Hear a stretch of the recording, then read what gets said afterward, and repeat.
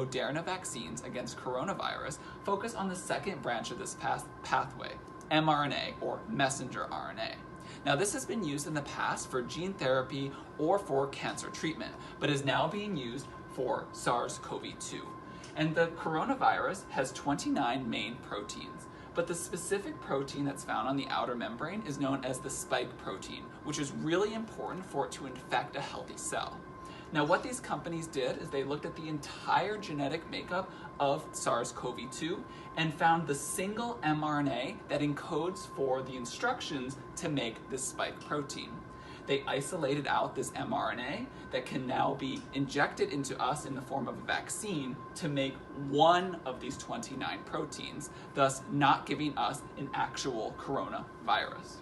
Now, this mRNA is important as it's been structured to have a 3' and a 5' UTR, a coding region, and a place for the ribosome to start and stop.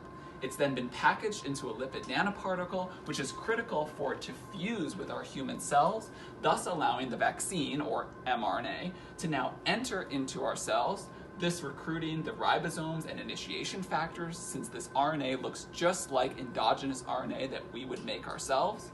It will then use amino acids that we've consumed to build the spike protein. Now, that's when our cells begin to say, wait a second, we haven't seen this protein before. So they elicit an immune response to bring in a macrophage to come and destroy this cell that just got the vaccine. But before the macrophage destroys this cell, it's going to remember that this spike protein was different. It was a foreign antigen that it's going to send the information to our lymphatic system, which is composed of B cells that are now going to make antibodies against this antigen, and T cells, which are now going to be on the lookout for this antigen in the future.